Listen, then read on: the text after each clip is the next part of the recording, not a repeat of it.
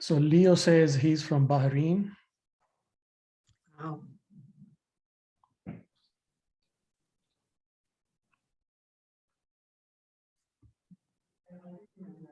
All right, it's noon by my, the clock that I'm looking at. So I'm going to start with a quick introduction. Thank you for setting this up, Ona, and welcome to this event, Wijeana. Thank you for joining us.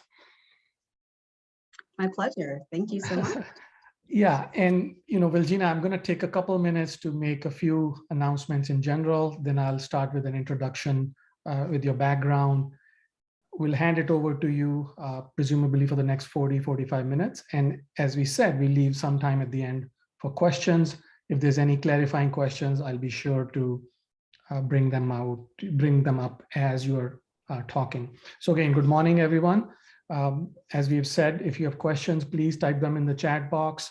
The two quick comments I wanted to make is that this event today, the webinar, is hosted by the ASEM webinar committee. So we are all volunteers and we are always looking for help, people that would like to be engaged in this activity. So you would be hosting an event, you might be the co-host, looking at the chat box and helping the host with the questions list. And there's a lot of background work behind the scenes. So very interesting work, and you certainly learn a lot because you attend all of these webinars. So if you're interested, do reach out to me or Ona or ASEM in general. We are always looking for webinar committee volunteers. And if you're not a member of ASEM, I can say from personal experience that it's been a wonderful 4 or 5 years of association. Of course, they have the annual conference. They have a lot of publications. They have certifications, good for networking. If you're in the domain of engineering management, I think you'll find it well worth your time to become a member so that you're not just limited to these webinars, but you see the full wealth of knowledge and experience that you can gain. So with that quick plug-in, I'll now move on to introduce our speaker for today, Wijeana. Going by your, the description of your background, the topic today is innovation leadership. And Wijeana Glover is the Stephen C. and Carmella R. Kletjian Foundation Distinguished Professor in Global Healthcare Entrepreneurship and an Associate Professor of Operations and Information Management in Babson College. She's also the founding faculty director of the Kerry Healy Center for Global Healthcare Entrepreneurship. She's a co-founder and COO of Match Medical Practice Solutions, a healthcare revenue cycle management firm. Professor Glover studies the use of healthcare improvement and innovation practices to achieve more effective, efficient, and equitable care via hospitals and health startups. Professor Glover completed her postdoctoral studies at the Socio-Technical Systems Research Center at Massachusetts Institute of Technology, MIT, PhD and MS in Industrial Systems Engineering at Virginia Tech, BS in Industrial and Systems Engineering at Georgia Tech, and BA in Mathematics at Albany State University. So very, very impressive credentials, both in the educational background and the work sphere. Prior to her academic career, she worked as a consultant with Stockamp and Associates, implementing revenue cycle and process improvements in hospital settings. So brilliant stuff, Wijeana. We're all anxiously looking forward to your talk on innovation leadership. And at this point, I'm going to hand it over to you. Please walk us through your presentation. We can all see it. And again, thank you to the webinar, or thank you for being here for the webinar. Well, thank you. Thank you so much, Atul. That was a very kind introduction. And thank you to all for joining from all over the world at very, very late for some of you at night in the morning. So thank you all. We really do appreciate your time. And thank you to the ASEM webinar team and to ASEM in general. It is an amazing organization for those that are involved in engineering management. And as we know, engineering management comes in a lot of different shapes and sizes, right? Some of us that work in a wide variety of industries. And so what I want to share with us today, I position position this talk around innovation leadership, because I think for my last decade or so being in a business school as opposed to being in an engineering school, I think that there is language that engineering management has to give to the business world and vice versa. But I kind of want to focus on that today, and particularly how some of my work has that comes out of my background in engineering management and industrial and systems engineering impacts innovation more broadly. So what I'm hoping that we can talk about today is really those of us that lead innovations in a variety of forms. So when I say innovation, I mean both disruptive innovation. So you might be doing a very disruptive product development, service development, or those of us that are doing more incremental innovation. So I include process improvement, quality improvement. We're finding more often the broader umbrella term innovation is being used. So I'll use it in that broad sense. And I think I want to talk about today, a leader of innovation, development, and implementation is able to do these things. So again, when I think about innovation, it's not only getting through the development stage, but then how do we implement those solutions going forward? And oftentimes, again, with innovation, it can be improvement, it can be more disruptive innovations, it can also be adaptation for implementation. And I find that in all of those ways that we think about innovation, we need to be able to do three things. So these are kind of the three things that I want to talk to us about today. Number one, how are we adapting to complexity in the settings that we are working in? How do we build creative and experimenting teams?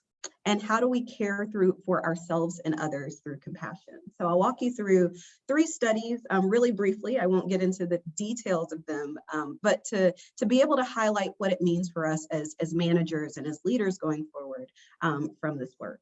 So if anything, we have an ABC, adapt to complexity, build creative and experimenting teams, and then how do we care through compassion?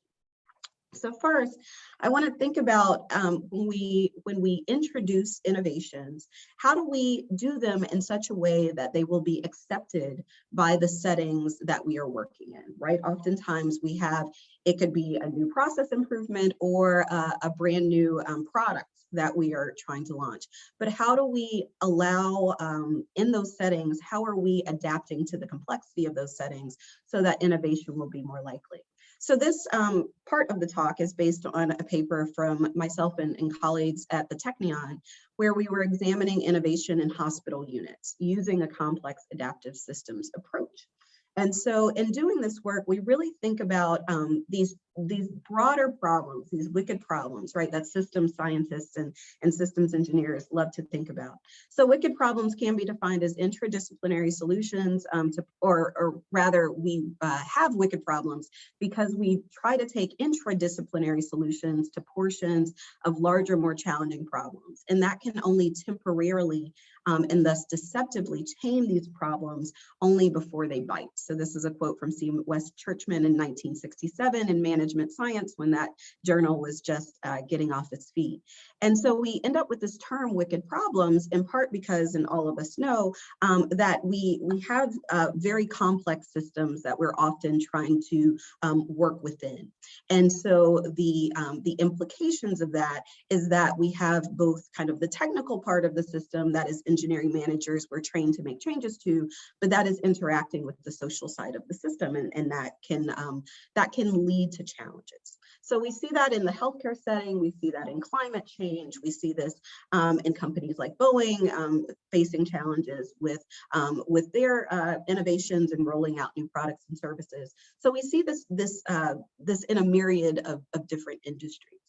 And so, of course, systems thinking comes along in our world of different approaches to improvement and innovation. Systems thinking kind of pops up around the 1970s, kind of late 1970s or so, but it's definitely influenced by this larger trajectory, right, of methods that we have at our disposal.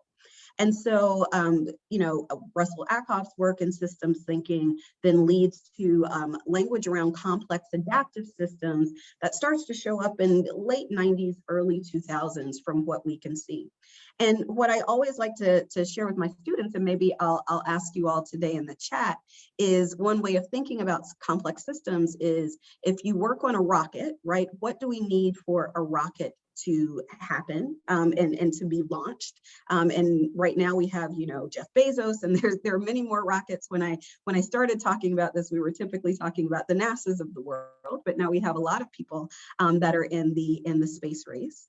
And comparing those kinds of systems to hospital systems or to other systems that have more people. So what are some of the differences, maybe you all can type in the chat, that maybe you've noticed from your own experience from working on systems like creating a rocket and getting that rocket launched, and comparing that to systems that involve more people? What are some of the similarities, but mainly differences? What are some of the differences that you all notice? We'll see what we get in the chat.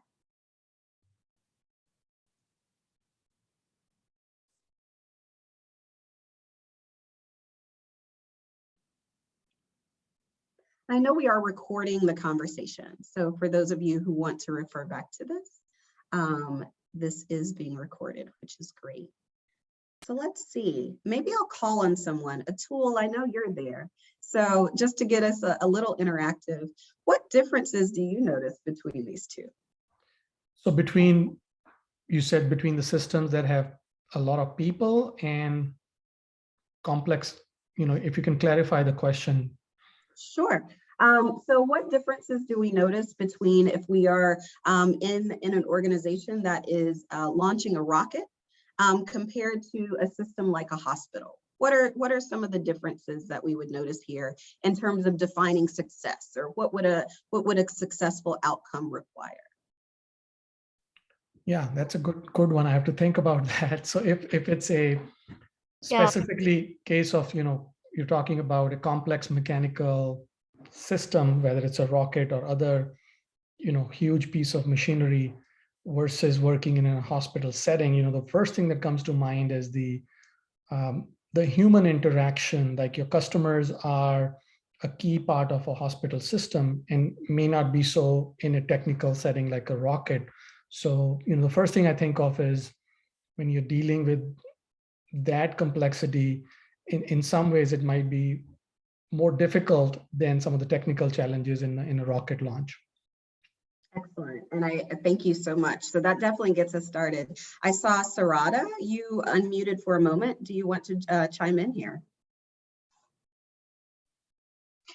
Yeah, like I was typing on the chat, the hospitals need to think about their patient safety and et cetera, et cetera. That's the human factor of it, and versus the rocket launching, it's more concentrated towards technology, if it'll fail, if it'll pass, you know. So that's a huge difference. I come from Johnson & Johnson, so the key factor for us is patients. So that's the reason I'm, you know, towards the hospital, and then we see the differences that happen every day. Absolutely, absolutely. Great. So this gets us started, right? And in the literature, we see that the rocket launch, while not a walk in the park, and we're not saying that it's simple, but it's considered a complicated system, right? So complicated systems, we can typically break down into their component parts. I worked for NASA. That was my first job as a co-op. And so kind of each department had their component. I was in the software group. I managed the flow charts for that group. Each group has their component parts. They come together. While not to say that there aren't challenges in terms of safety and risk, they absolutely are there. But there is basically that we can kind of get to the end if each group kind of does their component part, and there is less uncertainty in complicated systems. Hospitals represent what we call complex systems, right? And so complex systems, as Sarada and Atul were mentioning, have kind of the stronger human element to them, such that each actor within the system has autonomy, a certain level of autonomy, and that makes the results more unpredictable than perhaps what we would see in complicated systems. And so most of the work that I've been doing for the past decade or so kind of focuses on these complex adaptive systems, where there are collections of individual agents with freedom to act in ways that are not predictable and whose actions are interconnected, so that one agent's actions changes the context for the other agents. So as we're thinking about innovation, right? So the generation of new ideas, the implementation of new ideas, the adaptation of new ideas, we need to recognize that for a lot of this happens within complex adaptive systems. Now, some would also argue, and just back to this rocket for a minute, and I think of the work of Joel Sussman, a former professor, he's passed, but at MIT, he would also say that if we think about the broader system around rockets, we could also say that they're complex adaptive systems, right? If we think about the interactions that is required within engineers. So I think all of that to say that most of us more than likely are functioning within these complex adaptive systems, and we need to think about what that means or what are the implications of that as we're trying to generate, implement, and adapt new ideas. So we find in the literature and in the work that we've done that if we are able to use what we call attractor patterns. So these are patterns that can encourage adoption, implementation, adaptation towards executing innovative practices. And this is something that can really be helpful when you may face resistance to change to a new innovation. So this was a study, this work is based on a study again that with my colleagues at the Kletjian, where we were looking at patterns of innovation within a hospital setting. And in that case, we wanted to look at two specific attractor patterns, autonomy and achievement orientation.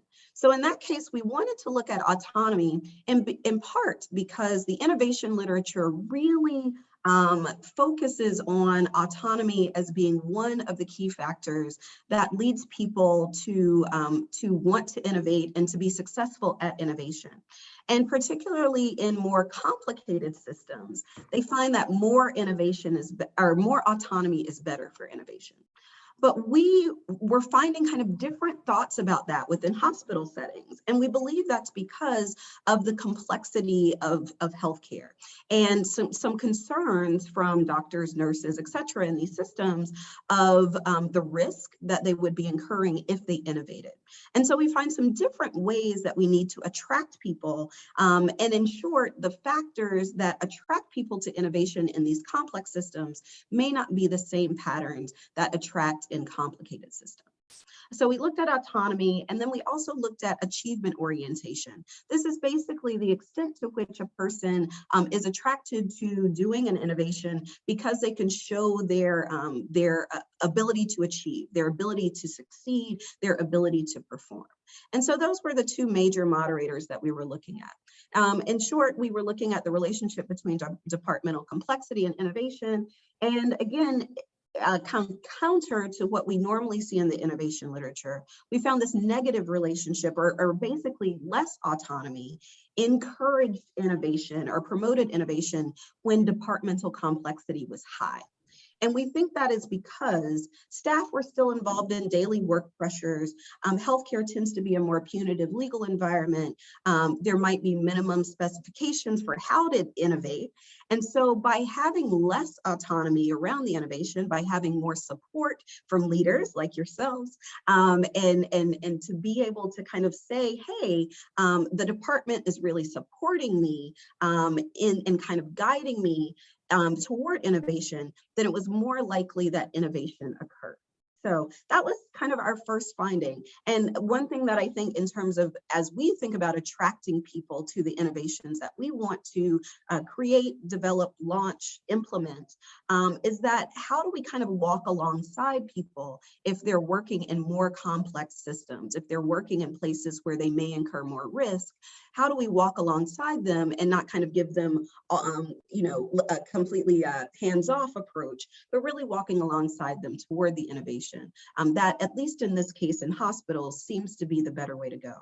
The other thing that we find is a positive relationship between achievement orientation, or how it impacts between departmental complexity and innovation.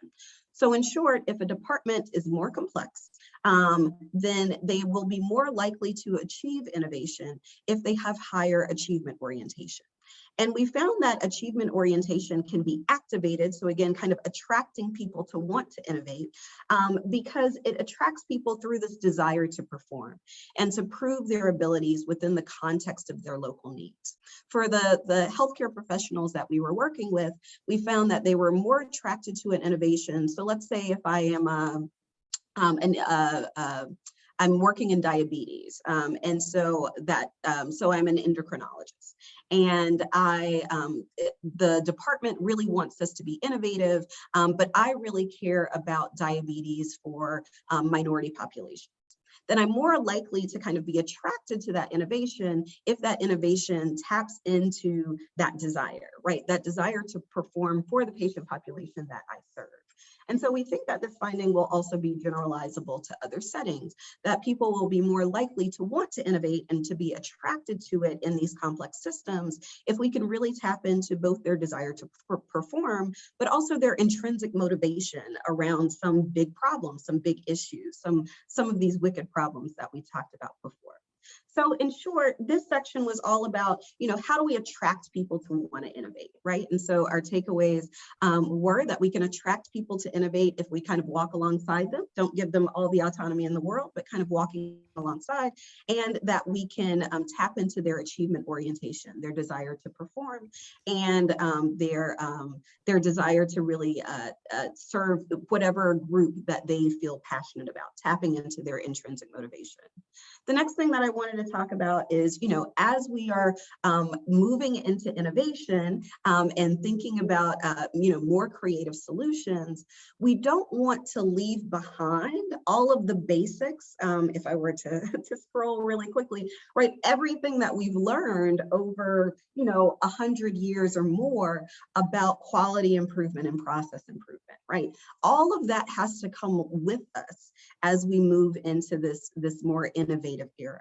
And so this is based on some of my older work with my colleagues at Virginia Tech, Dr. Van Aken, Dr. Ferris at Texas Tech, Dr. Doolin at Oregon State. And so we really looked at, during that period, looking at Kaizen events, which is a particular process improvement.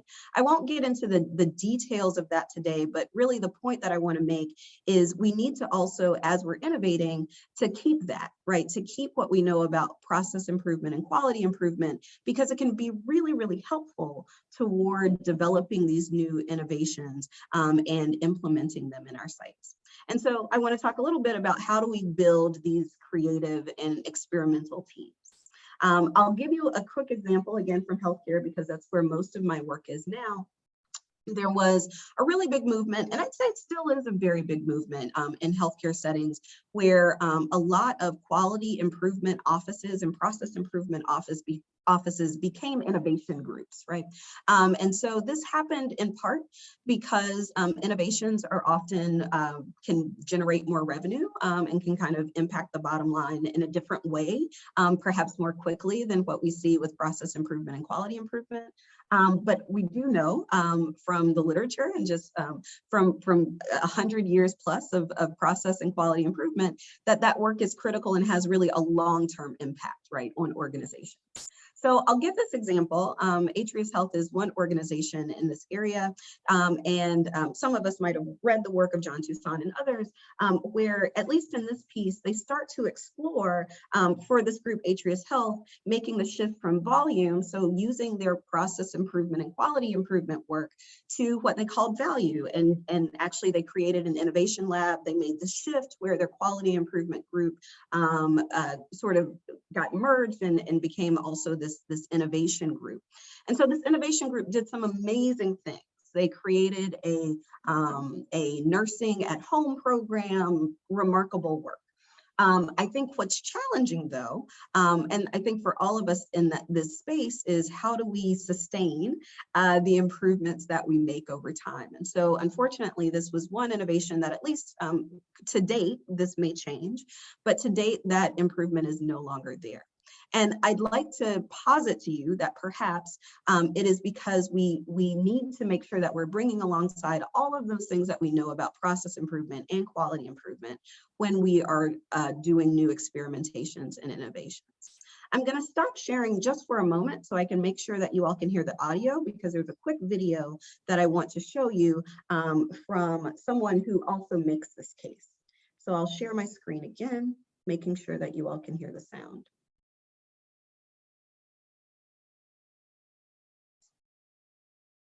Here we go. So this is a quick video from Scott Cook at Intuit talking about their approach to innovation. And really, I think what you'll hear and what I was captured by from this conversation was that how much he leans on quality improvement and process improvement, particularly the Toyota production system, as being his approach to innovation, so that these things aren't separated, but it really becomes this continuum of how we make change in organizations. So here's a little clip from Scott.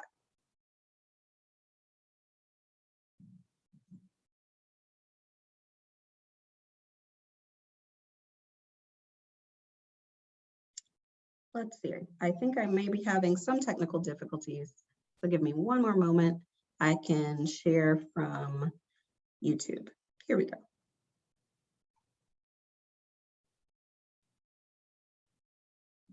If you can hear, just type something. There's another piece I'd add to fostering counterculture. When you get a grand challenge like that, then people come up with wildly different ideas on how to achieve it. Ideas that most people would say are borderline impossible. So then what we do is let people run experiments. Because in a company where you have to get everything approved, then only the people who are most persuasive or have the most tenure or the highest ranking title will get their ideas approved. In a company where you run on experiments and decisions made by experiment, and you make it really easy for people to run experiments on their idea, then the idea that will get approved is the idea that has an experiment proving it worked. Now, I didn't invent this. I first observed this at Toyota, where I went over and visited Toyota plants with professors who'd studied them, and they explained to me that you have to understand the company runs on a nested series of experiments at all levels. And they described one experiment that was on the line, and they were running, trying to change the production process with an experiment in two different ideas. One idea was the plant manager's idea, the boss. The other idea was from a supervisor who manages a team of like 8 people. Now, in a US auto plant or a German auto plant, it would have been the boss's idea, and they wouldn't run the experiment. But in Toyota, they ran both experiments to see which would win.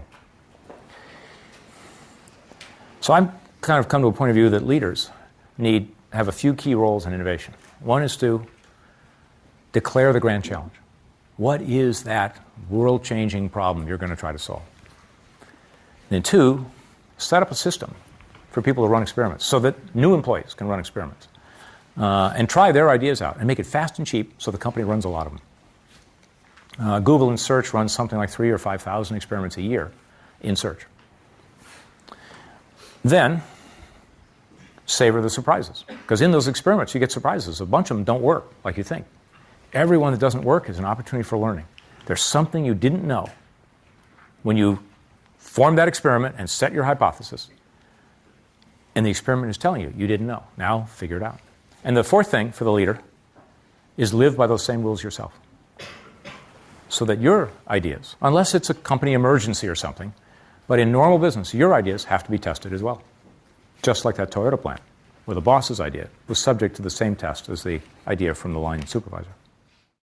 Great. So I'll go back to our presentation now that you've heard from Scott, and hopefully you heard echoed in that a lot of the sentiments that we've already talked about, right? This idea of being able to kind of come alongside people, right? So not giving kind of full autonomy, but really coming alongside and allowing people to innovate through some system in the organization.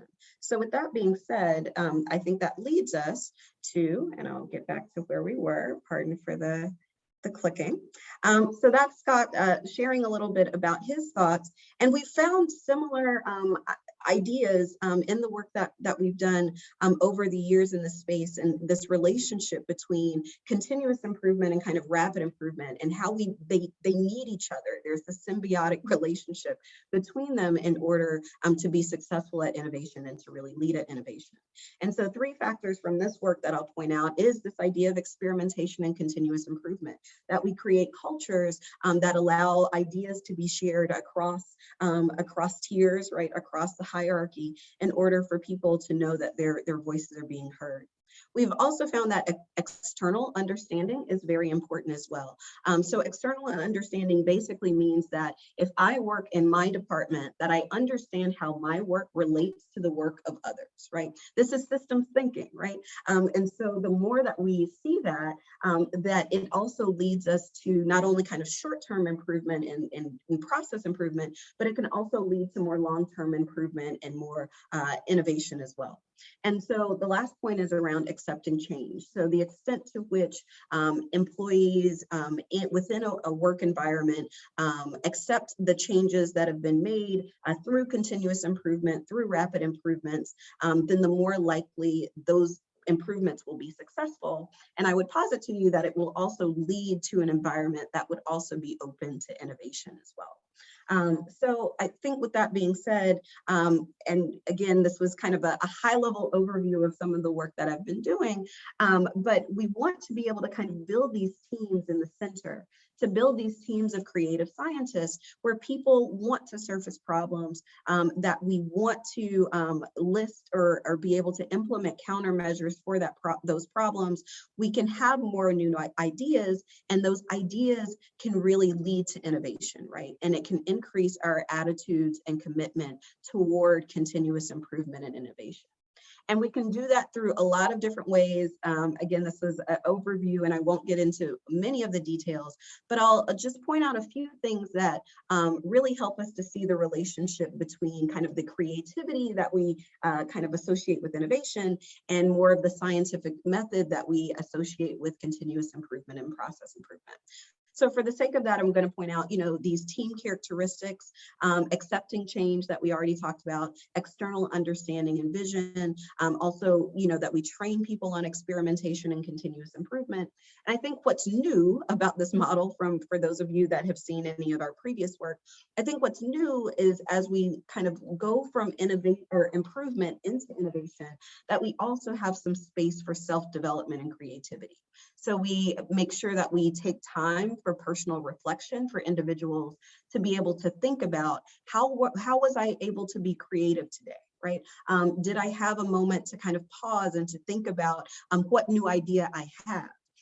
And self-efficacy is around creativity. So the extent to which I feel as though I can be creative in my environment, that I have examples of where I've been able to be creative in my environment. I believe that these things together would create the space where we can see the relationship between improvement and innovation, and it would make us more successful at both in the long term. I only have a few more minutes left, so I will go to the last thing that I wanted to just touch on. This is some work that really came out of our time in the pandemic. So my colleagues and I, Professor Eitan Neve at the Kletjian, Shika Lee at Pepperdine, all do work in quality improvement, continuous improvement, and innovation. But during the pandemic, we really had to kind of stop and pause and to say, how can we still study innovation when people are really suffering? And that led us to really thinking about the relationship between suffering and innovation. There's this body of work around compassion and compassion organizing, where it basically says that if a leader is able to understand and see and to act on the needs of their employees, then they will actually be more successful leaders. The group will have better outcomes. And we've started to think about how that connects with innovation outcomes as well. And so I'll go through this just really briefly. It's a lot of words on this slide, but I'll walk you through it. So compassion refers to interpersonal processes of noticing, feeling, and sense making, and acting to alleviate suffering of other people. Suffering at work can arise from events in one's personal life, from the work itself, and obviously from what we've all experienced during COVID-19. Organizations can respond to crisis in different ways. And so we can respond in a way that can trigger more suffering, like downsizing, but we can also respond in ways that allow people to feel seen and heard. Compassion for another shapes the sufferer's sense-making about oneself, one's peers, and one's organization. And in all cases, changing interpretations to be more positive. So compassion may not help, or helps not only to spark solidarity, but it can also help in all of these other ways to promote well-being, to ease coordination, and to contribute to the scale, scope, and speed and customization of resources to respond to crisis. So that gives you a little bit of a primer overview on compassion and what compassion means. And then we wanted to think about, well, how does innovation relate to compassion? Or more specifically, can we use the tools and techniques that we typically use in innovation to actually create a more compassionate environment? And how can we show leaders that by using these techniques, they're actually tapping into the needs of their employees and creating a more compassionate work environment? And so there were a few techniques that we found that were really, really helpful. So one is crowdsourcing ideas, right? So this is a classic, doing brainstorming activities. We do this a lot in the innovation space and in product development, right, in the work that we do. And so we find, though, that it's not just great for coming up with new ideas, but it can actually make people feel more seen and heard in the work that they do. We find that through crowdsourcing, employees appreciate openness, voicing, and it can result in stronger buy-in for cost-cutting ideas if you need to do cost-cutting ideas in crisis. We also find that, like in new product development, yes, new product development leads to new products, but it can also charge team behaviors, right? People can feel more enthusiastic and joyful, helping and contributing behaviors. And all of this leads to a more compassionate work environment, but a more innovative environment long-term, because people feel seen and heard and joyful to be at work, which is great. We find that prioritizing ethical caring responsibility can lead to adaptation to complexity better through innovation, creativity, and just new ways of operating. And then lastly, the opposite is also true. So there's definitely literature to show that if you are indifferent to employees, if you do not show compassion, then it can actually decrease your ability to be innovative, and it can lead to failed innovations. So we have covered a lot of ground today. I wanted to be able to leave plenty of time for questions. We could also go back to any of the topics and really dig in more detail. But in short, I hope that you understand the impact that working in a complex adaptive system can make on the innovations that you're trying to implement, and that you have at least some techniques that you can take back with you to work or back in your research in order to motivate others to want to innovate. So I will stop sharing, and we have plenty of time to talk and to have questions. Thank you very much, Wijeana. Really, really interesting, especially the focus on the compassion and its, lack of or presence of an impact on innovation. I do have one question in the chat box, but also we have time. If there's any segment that you either didn't spend much time on or didn't cover at all, I think we can certainly do that as well. But let me start with the one question from Cesar, and he says, how can we incorporate the topic of innovation in the engineering management and systems engineering curriculum, that is courses, domains? Yeah, that's a really great question, Cesar. I think there are perhaps a few places where we can do it, and I think it depends on how your current curriculum is already structured. I think about my time through my curriculum at Virginia Tech, and we have courses that are specific to management systems engineering, right? And so those courses really gave me my language around process improvement and continuous improvement. We use the Baldrige criteria as kind of a framework for thinking about improvement and success in organizations. And I think courses like that can really easily lend themselves also to thinking about innovation management, right? Because so much of what groups like Baldrige, or even as we think about quality improvement improvement, process improvement, it eventually leads toward innovation. And so I think those types of courses lend themselves really well. I think, also adding like a component on design thinking and like maybe a systems engineering course could be an interesting kind of place to play around with it. Like before creating an entire course, you could just kind of add a module. And I would think, within systems engineering, maybe even like performance, if you have a class on performance management and measurement, those could be some interesting places to add more innovation management tools. I'd also be really interested to hear, where others have maybe placed the topic of innovation in their curricula as well. Thank you very much for that response.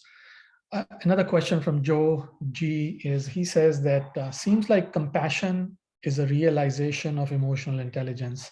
Mm-hmm. Can you please comment on the relationship between these two concepts? Yeah, I think that's a really interesting observation, Joe. And so I will say that at least in my work, so compassion, I've kind of taken you through kind of a timeline of my work from relatively recent to very, very, like some of my older work, and to something that's very, very new. And so the compassion work for me is the newest out of the group. I think from what we've been finding so far, I haven't seen any like explicit connections between the compassion literature and the emotional intelligence literature.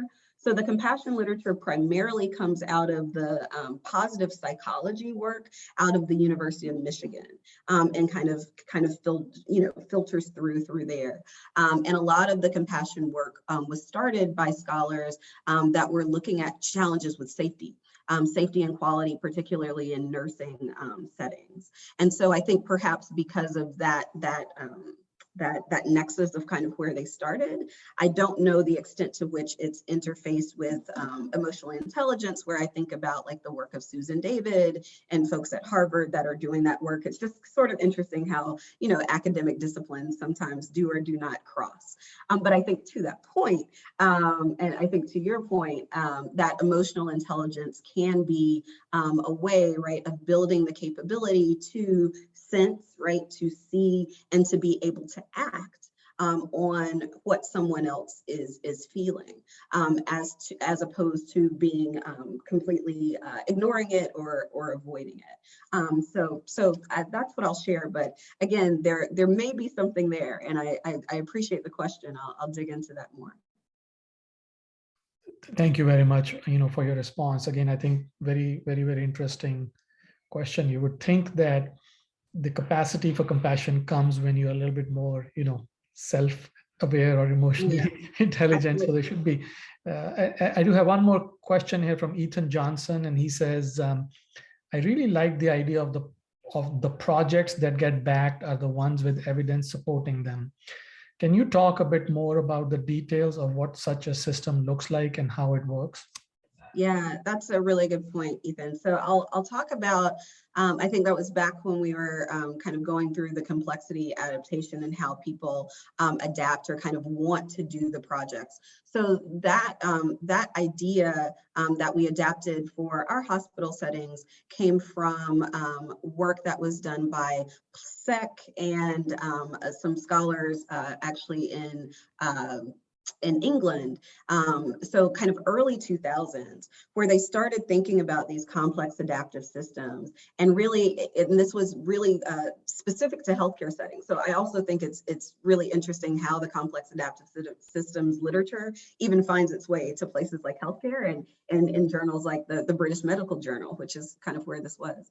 And so they were really trying to grapple with the idea of, in their setting, it was often said that physicians are just resistant to change. They just don't want to change, right? Physicians are resistant.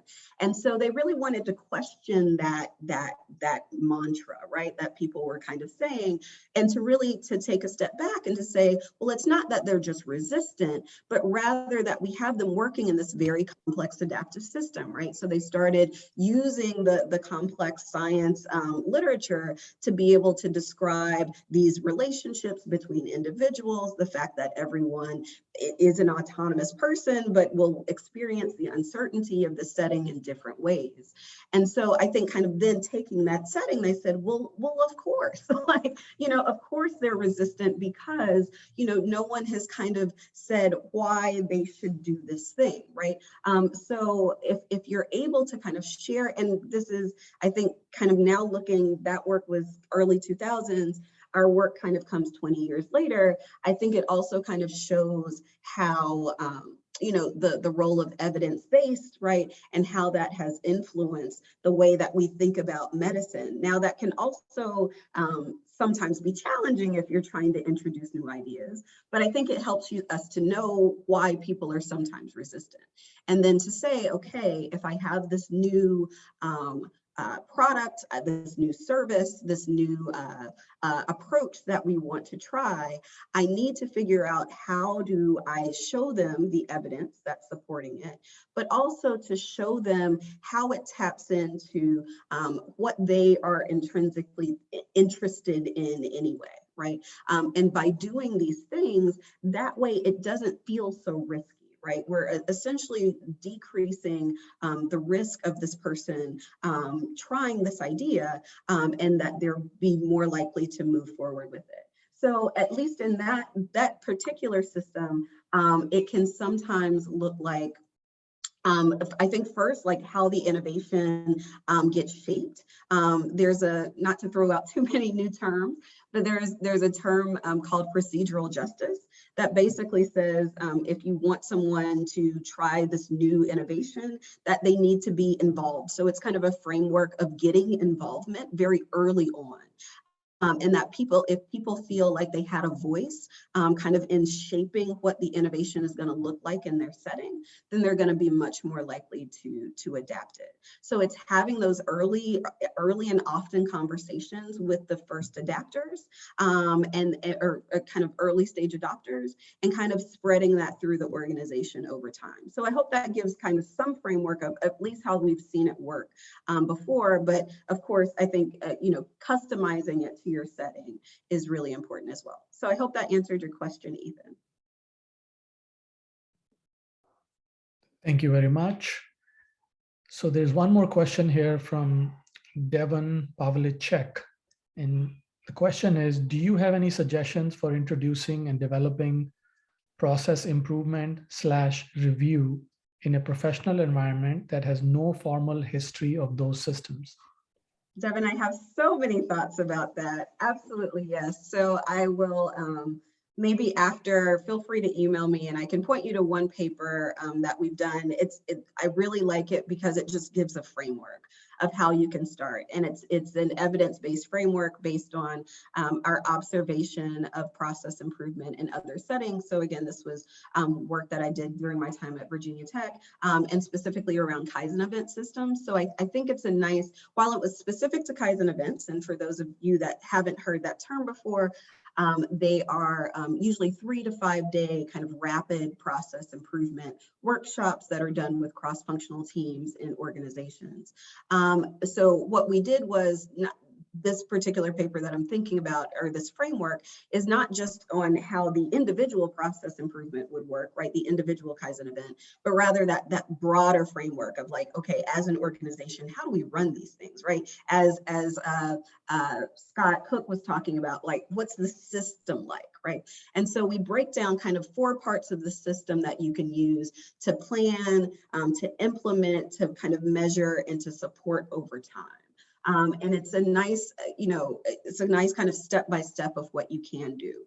But I would even say, I think with all of these frameworks, to starting process improvement is, and I think there might be kind of other thoughts out there about this, but I really say start slow and to start with the group that you really think will adapt it well. Because if you can kind of get those early cheerleaders, right, those early adopters, then you can be more successful. So I tend to lean toward more of a bottom up than a top down approach. I think you definitely need top down support, but in terms of the actual implementation of process improvement, if there's no formal history, people need some proof of concept. So figuring out kind of what department you might want to start with first would be my advice.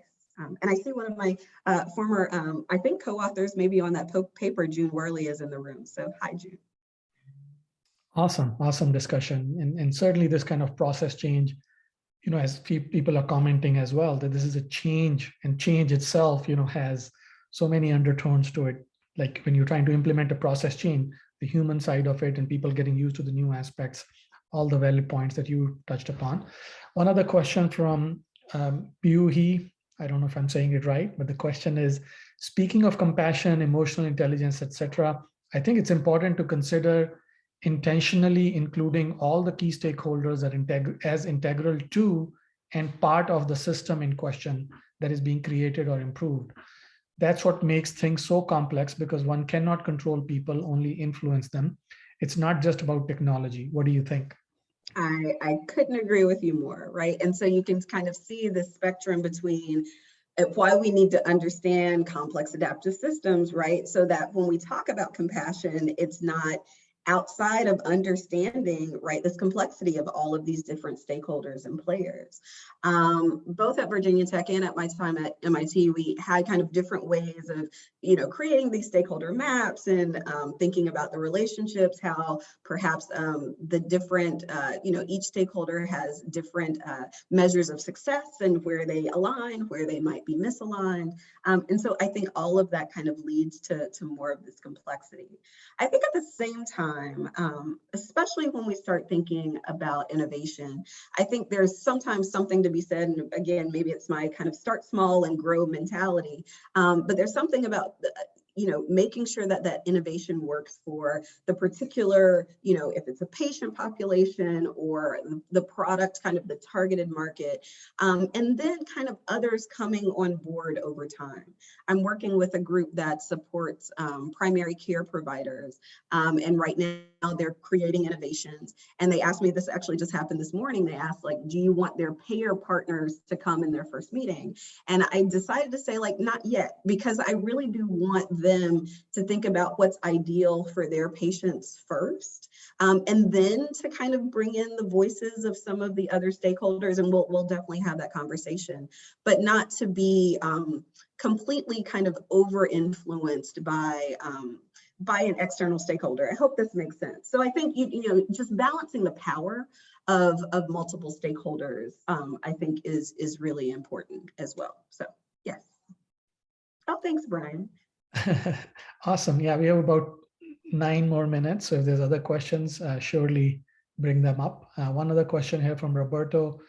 Hello, Dr. Glover. Thanks a lot. Do you have any suggestion, innovation in construction, energy industries might be in the area of renewable? Yeah, so I don't have as many examples in the construction space. I think of people that do work in that space though. And so definitely a lot of people at Virginia Tech are in the construction space that do that kind of work. So I don't have any kind of industry specific examples, but I might say, I think, when you think about the energy industry, right, there's just so much innovation happening in that space. So it's a really exciting one. And I guess, if anything does come to mind, there's some interesting work on, so we've talked about complex adaptive systems and kind of how to describe them. In the energy space, I think they tend to use the term like engineering systems more often than complex adaptive, but in my opinion, like a very similar idea, right? So thinking about engineering systems design, I do know that some of the work out of that space has been looking at, and they really take more of an ethics lens to how innovations are or are not adopted. So there's this one paper that I'm thinking of in particular, they were looking at solar panels, right? And the extent to which communities accept or reject these kind of solar fields, right? Kind of adding these technologies in their neighborhoods.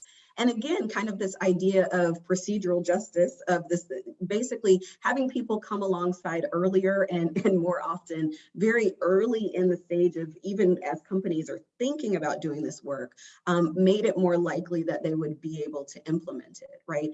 They were finding that, you know, cities were shutting down these ideas in the earlier days because, you know, community participants didn't have a voice in the innovation process. And the more that they included their voices, they were more likely to be successful. So that's the one example that comes to mind, Roberto. So thank you so much for that question. All right, another question here from Walter Cummings. Narrowing our skills to specialized management courses. Can you relate engineering management with other engineering professions like electrical, geotechnical, mechanical, and so on?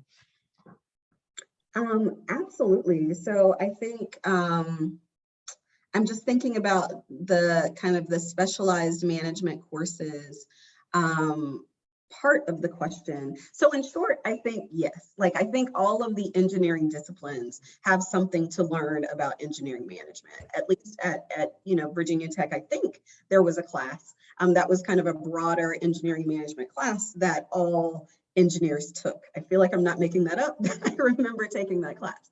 So I think that's an important thing here at Babson. So now I'm in a business school, but all students have to take kind of like some baseline, you know, we call it operations management, right? But they have some basic kind of baseline processing, quality improvement understanding. They have some basic kind of innovation understanding that kind of everyone gets. So I do think, especially as electrical, geotechnical, mechanical engineers, often, right, we're training them to be excellent engineers, but also to become managers, ideally, right?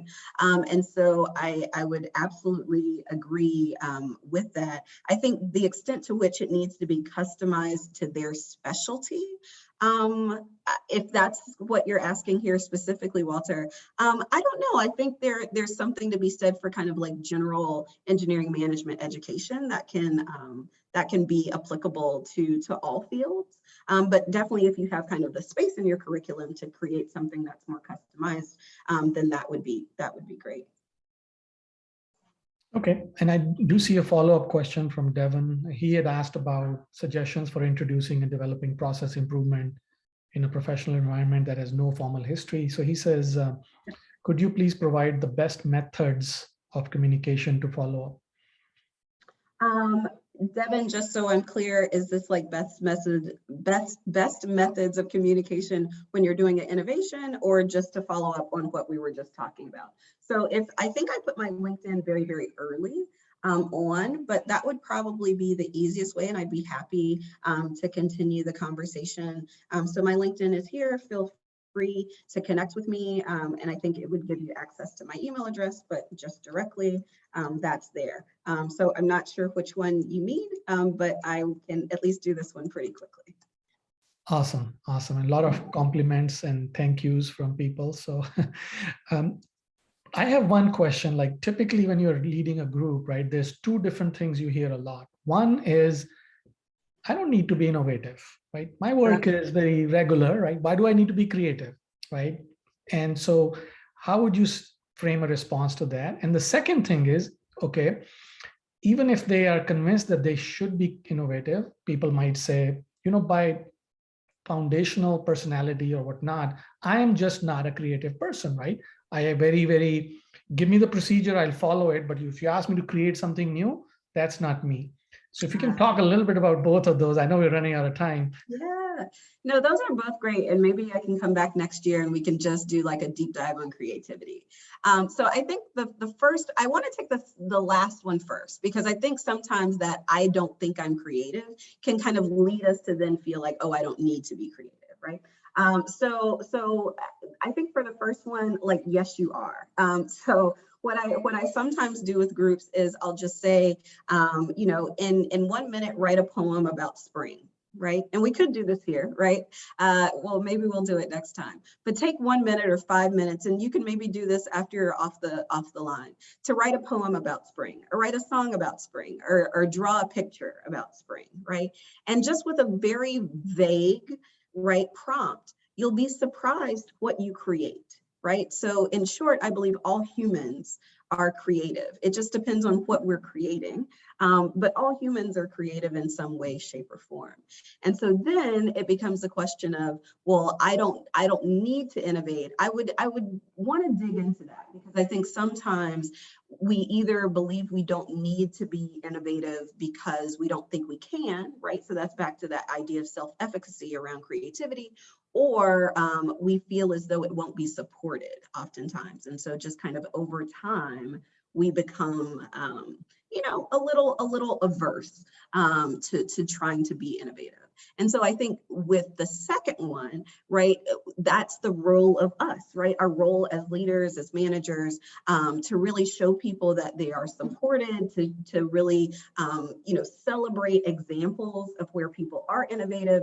And again, that innovation doesn't have to be like the next breakthrough, right? So I'm not necessarily talking about disruptive innovation, but that we can really celebrate incremental innovation as well. And I think that can encourage people to see like, oh, okay, it's supported, I can do this, and they'll want to be innovative as well. But that's a great question that we could have a much longer discussion about.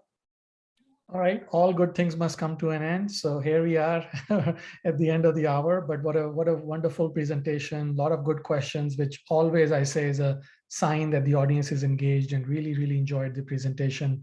Thank you so much, Wijeana, for giving us this overview, answering the questions. And I know I missed one question at the end. Frankly, we have run out of time, but maybe I'll email it to you, or they can email it to you. There was a question there from Bowie about leadership. You know, why isn't leadership given more attention? So that could be hours and hours of discussion. So I'm sure that person will connect. Do a follow-up. So let's plan for it. But this was a pleasure. Thank you all so much. Yes. So thank you everybody for joining. Have a great rest of your day and rest of your week. Thank you. Bye-bye.